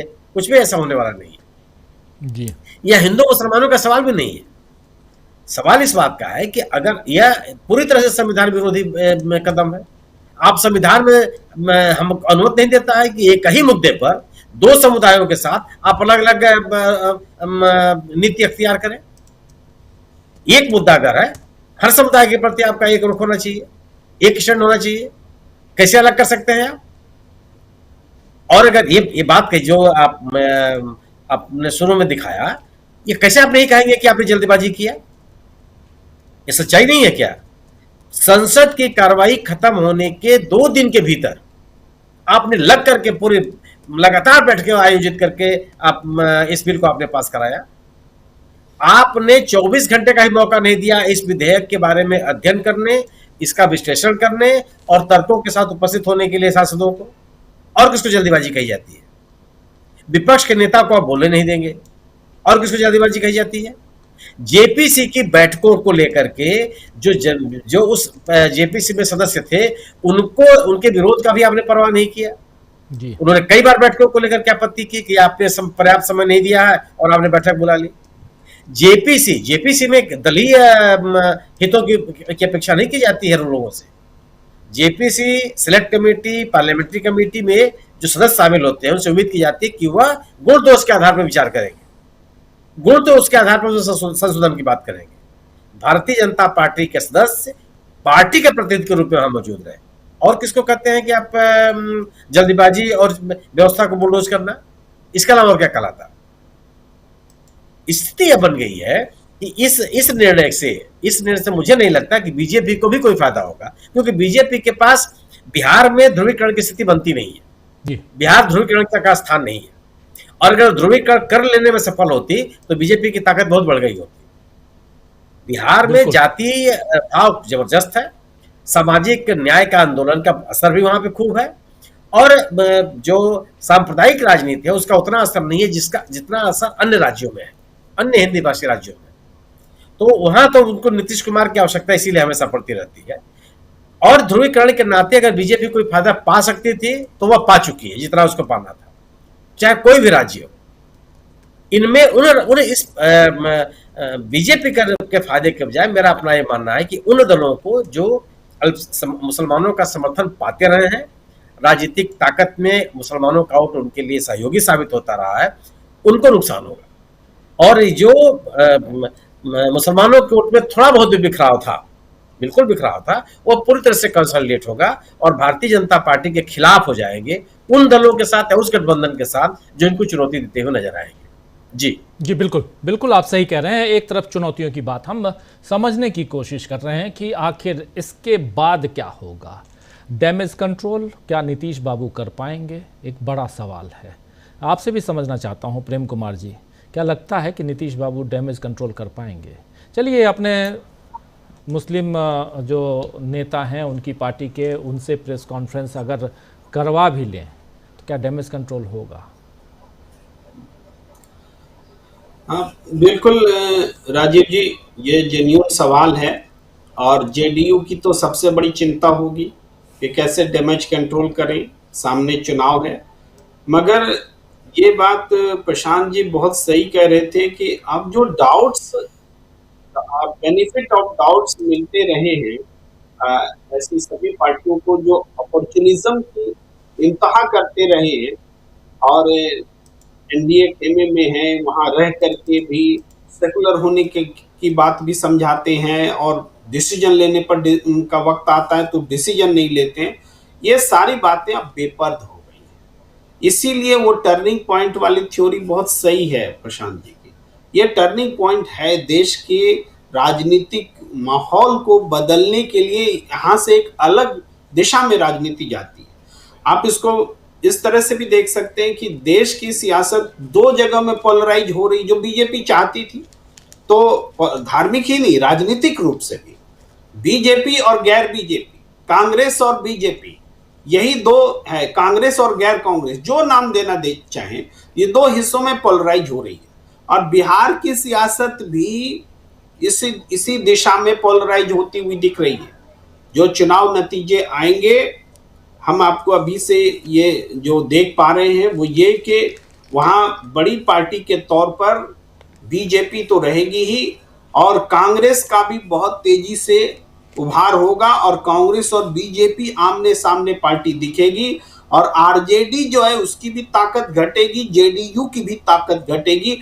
ये बात हम पूरे देश के जो पोलराइजेशन हो रही है पॉलिटिक्स की, धार्मिक छोड़ करके हम बोल रहे हैं पॉलिटिक्स की, उसके हिसाब से देख पा रहे हैं कि अब क्षेत्रीय दल जो हैं, क्षेत्रीय दल को एज ए होल हम नहीं बोलते, लेकिन क्षेत्रीय दल से जो अपेक्षा थी जनता की, जो सेकुलर पॉलिटिक्स करने की, उसमें वो पीछे दिख रहे हैं, बहुत आगे नहीं नजर आ रहे।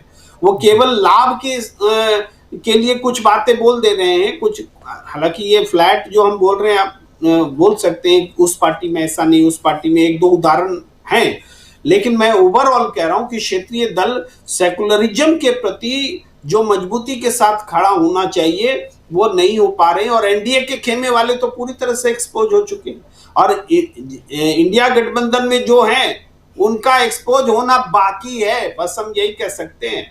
वो ऐसा नहीं है, अब मायावती एक्सपोज हो चुकी है, वो इंडिया गठबंधन में नहीं है फिर भी, लेकिन जो इंडिया गठबंधन में भी है रीजनल पार्टीज, उनका फायदे का संबंध है। सेकुलरिज्म उनको फायदे के लिए होता है तब बोलते हैं, जब खड़ा होना होता है, लड़ने की बारी आती है तो गायब हो जाते हैं, नजर नहीं आते हैं। कितनी बार इन्होंने जम्मू कश्मीर का ही मसला हुआ, कितनी बार प्रदर्शन करने उतरे, कितनी जिस तरीके से कांग्रेस ने लड़ाई को लड़ा उस तरह से रीजनल पार्टीज ने नहीं लड़ा। ये सारी चीज, मैं थोड़ा सा भटक जरूर गया आपके प्रश्न से, लेकिन जेडीयू के संदर्भ में आए आपके प्रश्न पर, तो ये साफ है कि एक ऐसा समय जब जेडीयू जो जिसका आधार लगातार छीज रहा है और वो 15% से भी नीचे के स्तर पर आता हुआ दिख रहा है, अब हमें लग रहा है कि जेडीयू 8 से 9% पर चली जाएगी और ये जो गिरावट होगा जेडीयू का, उसको सत्ता से दूर करने के लिए या बीजेपी खेमे में भी है तो नेग्लिजिबल फोर्स बनाने के लिए, एक तरह से बीच जाने के लिए वाली ताकत जो है उस रूप में जेडीयू अब जानी जाएगी। अब नीतीश कुमार की वो जेडीयू जो राज करती थी उसका पटाक्षेप हो रहा है। ये टर्निंग पॉइंट है, इसको आज से मान ली, पहले से भी चल रहा था लेकिन ये अब जो है ये टर्निंग पॉइंट आ गया है कि जेडीयू अब सत्ता में नहीं आएगी, जेडीयू का जो है ताकत उसकी कमजोर होगी और गठबंधन में भी उसकी जो भूमिका थी, प्रभावशाली भूमिका हुआ करती थी, अब तो संख्या रहते हुए प्रभाव खत्म हो गया। कल को संख्या नहीं रहेगी तो क्या प्रभाव होगा ये समझ सकते हैं। जो वो मुस्लिम नेताओं को बुला करके प्रेस कॉन्फ्रेंस करना चाह रहे हैं तो आप देखिएगा कि इसकी भी प्रतिक्रिया होगी। एक ही प्रेस कॉन्फ्रेंस नहीं होंगे जो जेडीयू चाहेगा, फिर दूसरे प्रेस कॉन्फ्रेंसेस भी होंगे जेडीयू को बेनकाब करने के लिए। तो ये बिहार की पॉलिटिक्स में अभी ये चीजें चलेगी और हमें लगता है कि इस समय तो कम से कम तेजस्वी यादव, लालू प्रसाद, वो तो बीमार हैं, लेकिन उनकी पार्टी जो है वो कम से कम खुल करके नीतीश कुमार के सामने मोर्चा लेती हुई दिखेगी। तो कांग्रेस और जेडीयू या कांग्रेस और आरजेडी और महागठबंधन जो है इस समय वक्फ के मुद्दे के बाद की सियासत में मजबूत हैं, एकजुट हैं और बिहार में बहुत स्ट्रांगली आगे आने वाले समय में इलेक्शन राजनीति दिखेगी, इलेक्शन का पोलराइजेशन दिखेगा। जी, बिहार में इलेक्शन। और बहुत बड़ी बात आप कह रहे हैं कि कांग्रेस और बीजेपी यहां आमने सामने बिहार में आने वाले चुनाव में दिखाई देंगे, जबकि आरजेडी का भी जो वोट प्रतिशत है वो कम होगा और वोट प्रतिशत जेडीयू का तो कम होगा ही। आप कैसे देखते हैं प्रोफेसर रविकांत जी? है इस समय पूरे देश की, उनमें निश्चित रूप से ये जो दल हैं बीजेपी के साथ जो खड़े थे वो पूरी तरीके से एक्सपोज हो चुके। बाकी इंडिया अलायंस ने जो इस बार पूरी ताकत के साथ इस बात को रखा और मुझे लगता है कि राजनीति अब बहुत कुछ संविधान और संविधान के खिलाफ ये दो खेमों में बट गई। मैं इसको बहुत केवल एक मुस्लिम विमर्श के रूप में नहीं देखना चाहता। ये विमर्श बेसिकली संविधान से जुड़ा हुआ है। नीतीश कुमार को तो मैंने कहा कि रिजल्ट अभी सामने मिलेगा ही, बहुत जल्दी मिलेगा, लेकिन जो इंडिया अलायंस की मजबूती है उस मजबूती को अगर देखना हो तो लगातार उन्हें स्ट्रगल करना होगा, लगातार उन्हें, और संसद से लेकर के अब सड़क तक ये स्थितियां मुझे लगता है कि आने वाले दौर में और भी ज्यादा मजबूत होंगी। राहुल गांधी हो, खड़गे साहब हो, अखिलेश यादव हो, तेजस्वी यादव हो, वो जिस तरीके से खड़े हुए, महत्वपूर्ण ये है कि इस बिल के खिलाफ जिस तरीके से सारे लोग खड़े हुए और बीजेपी के झूठ का पर्दाफाश किया गया, वो आने वाले वक्त में मुझे लगता है कि एक नजीर बनेगी कि अब डर करके पॉलिटिक्स नहीं करना है कि साहब ये केवल वक्फ बोर्ड से जुड़ा हुआ मामला है, मुसलमानों से जुड़ा हुआ मामला है, क्योंकि ये मसला तो दलितों के उस पर भी आएगा, ओबीसी का भी इसी तरह का सवाल आएगा। और ये भारतीय जनता पार्टी और आरएसएस की पूरी राजनीति वो वही सावरकर के हिंदुत्व की राजनीति की तरफ जा रही है और वो चाहते हैं, अभी धीरेन्द्र शास्त्री तो शुरू ही कर चुके हैं कि साहब एक हिंदू गांव बना रहे हैं।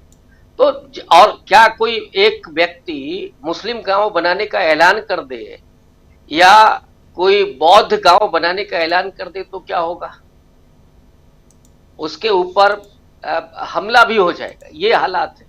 लेकिन खुलेआम जो चल रहा है उससे लगातार ये महसूस कराना अल्पसंख्यकों को कि वो दोयम दर्जे के नागरिक हैं, और उसी में साथ साथ चाहे चिराग पासवान हो, जयंत चौधरी हो या रामदास अठावले की बात हुई थी, इनका भी नंबर आना है।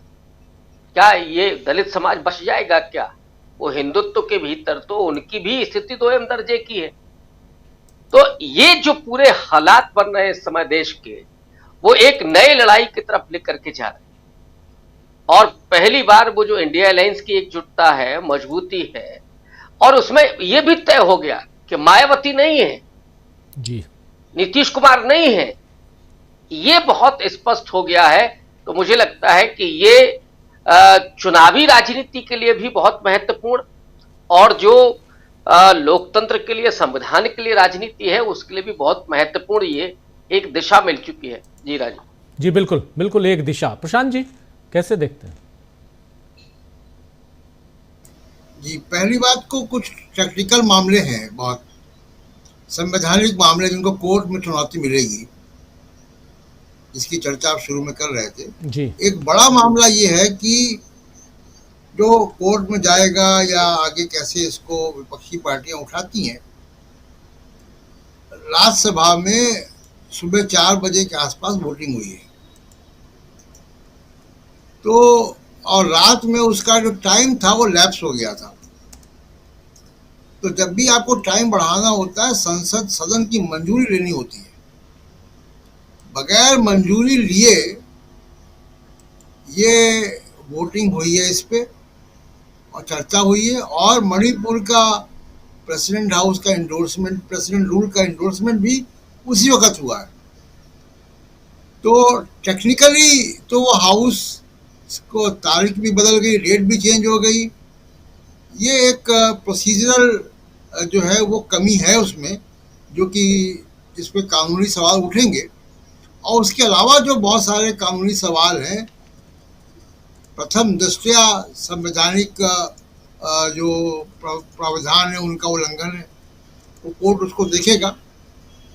लेकिन मूल बात यह है कि अब जो राजनीति होगी उसमें बहुत स्पष्टवादिता है। हमारे तमाम मित्र मायावती का एग्जाम्पल दे रहे हैं, बीएसपी का एग्जाम्पल दे रहे हैं, उसी तरफ ये सारे लोग जा रहे हैं।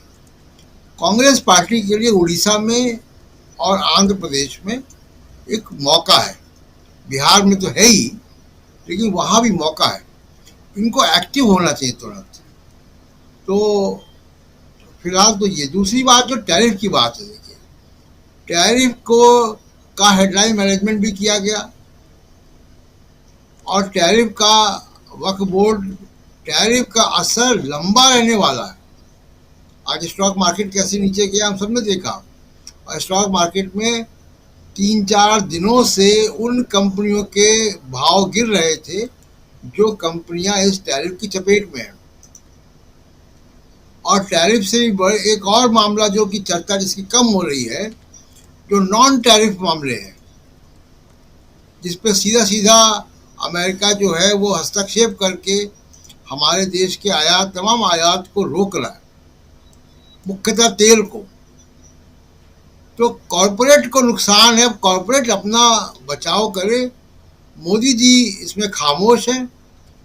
मोदी जी ट्रंप के टैरिफ पे एक बार भी उनका कोई ना ट्वीट आया है, ना कोई बयान आया है, ना थाईलैंड से आया, ना कहीं और से आया, ना भारत में आने के बाद आया। तो ये उनकी जो खामोशी है वो भी सवाल खड़ा करेगी। लेकिन वो जो पूरा इनका जो कॉरपोरेट तंत्र है जी, उसको नुकसान है बहुत, और वो अपना नुकसान, अपनी लड़ाई मोदी जी से लड़े, उनसे हमारी कोई सहानुभूति नहीं है। लेकिन बेरोजगारी बहुत ज़्यादा पैदा करेगा, इसका असर जीडीपी में होगा, और इसका एक जो बड़ा असर आने वाला है वो हमारे किसानों पे आने वाला है, और मोदी जी खामोश हैं। जी बिल्कुल, किसानों पे आने वाला है। टैरिफ के कारण परेशानी है, बेरोजगारी है ही इस देश में, महंगाई बढ़ जाएगी, और इन सब से इतर वक्फ बिल पास करवाना पहली प्राथमिकता है।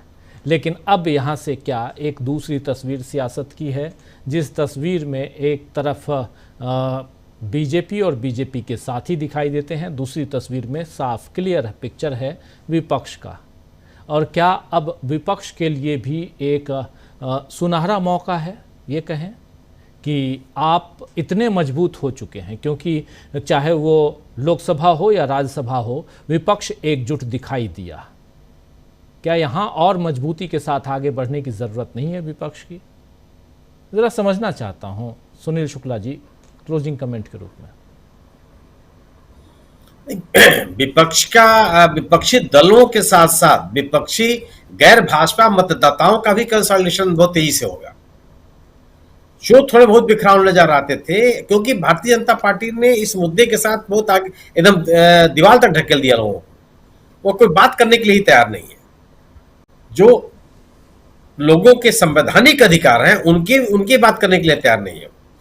वो पहले तो मुसलमानों को जो टारगेट करने का उन्होंने तरीका अपनाया, कई ये ऐसा मुद्दा आ गया वक्त को लेकर कि अब सभी अल्पसंख्यकों में डर के भावना पैदा होगी, चाहे वो मुसलमान हो, चाहे वो सिख हो, चाहे ईसाई हो, चाहे जैन हो। सबको लग रहा है कि पता नहीं सरकार क्या करेगी, किस समय कौन सा विधेयक को कौन सा कानून लेकर के चली आवे। तो ये जो एक माहौल है वह गैर भाजपा मतदाता हैं उनको एकत्रित करने का एक बड़ा कारण बनेगा। ये तो परिवर्तन मुझे दिखता है, और जो भारतीय जनता पार्टी की राजनीति से सहमत लोग नहीं है वो भी एक साथ आएंगे। मुझे लगता है कि जो जैसे ओवैसी साहब हैं, ओवैसी साहब के कई निर्णय ऐसे होते हैं जिससे कि बीजेपी को फायदा होता है।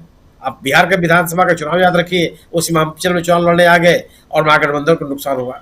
या तो वो अपनी रणनीति परिवर्तन लाएंगे या उनका समर्थक वर्ग उनको छोड़ देगा। वह स्थिति नहीं रहेगी कि उनका समर्थक वर्ग भी उनके साथ रहे। यह परिणाम उनको भुगतने पड़े। कोई भी ऐसा राजनीतिक दल जो अगर भाजपा के खिलाफ राजनीति करना चाहता है, अगर वह उन ताकतों के साथ नहीं होगा जो बीजेपी का मजबूती के साथ विरोध कर रहे हैं, तो मुझे नहीं लगता कि उसके साथ उनका समर्थक वर्ग खड़ा होगा जो बीजेपी को पसंद नहीं करता।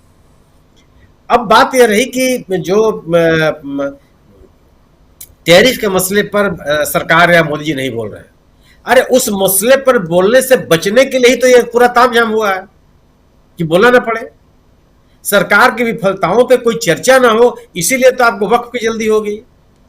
आखिर जो गौरव गोगोई ने कहा कि पिछले 1 सालों में अल्पसंख्यक मंत्रालय की संसदीय सलाहकार समिति के किसी बैठक में आपने चर्चा नहीं किया कि वक्फ एक्ट में कोई संशोधन करना है, और सदन का सत्र खत्म होने के कुछ दिन पहले आप लेकर के संशोधित बिल लेकर के चले आए और आपने कहा कि नहीं, इसको पास करना है।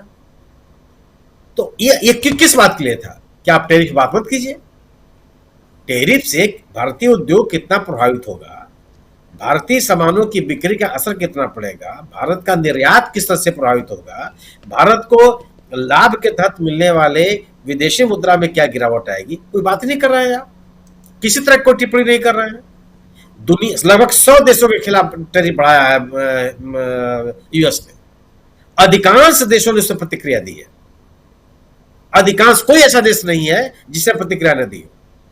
ऑस्ट्रेलिया के प्रधानमंत्री यह कहते हुए पाए गए हैं कि यह किसी मित्र देश की कार्रवाई नहीं है, यह किसी मित्र से हम उम्मीद नहीं करते। आप क्या कर रहे हैं? आप बात करना चाहते हैं, आप पहले ये बताने की कोशिश की गई कि भारत को बड़ी राहत मिली है, चीन को देखिए इतना बड़ा उन्होंने टैरिफ लगा दिया। अरे आपके ऊपर टिप्पणी है कि आपका जो व्यापार अमेरिका के साथ है वो वियतनाम से भी कम है। आपके ऊपर टिप्पणी है कि आपका व्यापार जो अमेरिका के साथ है वो बांग्लादेश से भी कम है। इसकी बात कीजिए। एक सीधा सा फार्मूला है, ऐसा थोड़ा कि ट्रंप साहब उठे और उन्होंने जो मन में आया वो बोल दिया। टोटल जो पूरा उनका व्यापार है संबंधित देश के साथ, उस व्यापार के साथ जो घाटा है और उसमें से उसको डिवाइड कर दिया है 2 से, पूरा का पूरा उनका बन गया कि मुझे कितना बढ़ाना है, उससे बढ़ा दिया। आप बोलिए ना। और आप पहले कहते रहे कि नहीं ये क्षेत्र बचे हुए जिससे बड़ा उससे भारतीय अर्थव्यवस्था को नुकसान नहीं होगा। क्यों नहीं होगा? अब सामने आ गया वो सब कुछ। तो सरकार इन चीजों पर बात नहीं करना चाहिए। और कब बात की है, हमको आपको तो आश्चर्य नहीं होना चाहिए। किस मुद्दे पर जो जनता से जुड़े हुए सवाल हैं, इस सरकार ने कब प्रतिक्रिया दी है? हमेशा चुप रहे हो। अगर देश के नागरिक बेरोजगारी की बात करे थे तब चुप। किसान आंदोलन पर कितनी बार सरकार बोली थी? 1 साल तक आंदोलन चला। अभी आंदोलन चल रहा था जिसमें डडवाल साहब को उनका अनशन खत्म हुआ है और वहां आम आदमी पार्टी की सरकार ने उनके शिविर हटा दिए। कब बीजेपी बोली, कब प्रधानमंत्री बोले? कोई ऐसा मुद्दा हो जिस मुद्दे पर भारतीय जनता पार्टी बोलने के लिए आई हो, जो जनता का सवाल हो, उसको राजनीतिक फायदा होने वाला तत्काल बोलना शुरू कर देती हो। यह टैरिफ सामान्य घटनाक्रम नहीं है। यह न केवल भारतीय अर्थव्यवस्था को प्रभावित करेगा, इसकी आशंका व्यक्त की जा रही है कि दुनिया के असर पर इसका असर पड़ेगा। मंदी की आशंका व्यक्त की जा रही है, यहां तक अमेरिका में मंदी की आशंका व्यक्त की जा रही है। और इस विषय पर भारत सरकार की ओर से कोई वक्तव्य नहीं है। चीन के मसले पर विपक्षी नेता ने कोई बात कही, कौन सा जवाब आ गया? किसी ने कुछ प्रतिक्रिया दी क्या? इसी बहस के दौरान अखिलेश यादव ने इस मुद्दे को उठाया, किसी ने कुछ कहा? किरण रिजिजू साहब ने जवाब देते समय कोई बात कही? गृह मंत्री जी ने कोई बात कही? भारतीय जनता पार्टी को अपने ध्रुवीकरण के अलावा किसी बात का कोई भरोसा नहीं है, और यह भी है कि उसके पास कहने के लिए भी कुछ नहीं है, इसीलिए गवर्नेंस की बात नहीं करती। किस बिना पर गवर्नेंस की बात करेगी? लेकिन अगर वो वक्फ बिल को पास करा करके, संशोधन ला करके यह उम्मीद कर रही हो कि जो समुदाय अभी भी उसके ध्रुवीकरण की राजनीति से प्रभावित नहीं है वह उनके साथ जुड़ जाएंगे, मुझे लगता है कि संभव नहीं होगा। 11 वर्षों तक सत्ता में रहने के बाद आपका जनाधार बढ़ सकता है, लेकिन केवल और केवल गवर्नेंस के आधार पर। उन हथकंडों से नहीं बढ़ सकता जिन हथकंडों को आप अपना करके अपना जनाधार बढ़ाना चाहते हैं और सत्ता में आने का प्रयास कर रहे हैं। और सबसे बड़ी चीज कि जो राजनीतिक दल इनको सत्ता में बने रहने के लिए सहभागी हुए हैं उनकी भी राजनीतिक ताकत घटेगी, खासतौर से Janata Dal United, RJD, LJP और टीडीपी। जी बिल्कुल बिल्कुल, आप सही कह रहे हैं। तो सियासत एक नए मोड़ पे है, ये तय मानिए। और उसके अलावा उधर अमेरिका का जो वार है वो बहुत ज़बरदस्त है और पूरी दुनिया पे है। आज बिल्कुल हाहाकार मचा हुआ है शेयर मार्केट में, और न सिर्फ भारत में बल्कि दुनिया भर के शेयर बाज़ारों में इसका असर साफ दिखाई दिया। भारत में भी लाखों करोड़ रुपए डूब गए, और ये आज से नहीं बल्कि पिछले दिनों लगातार हम लोग देख रहे हैं। तो उधर अमेरिका और इधर वक्फ बिल को लेकर जो एक स्ट्राइक है वो अपने ही सहयोगी दलों पर नरेंद्र मोदी की पार्टी ने जो की है, जिसमें नीतीश बाबू, चंद्रबाबू, जयंत चौधरी, ये चिराग पासवान, ये तमाम नेता हैं और नवीन पटनायक भी हैं, ये तमाम नेता ये अब कैसे उभरेंगे ये आने वाला वक्त बताएगा।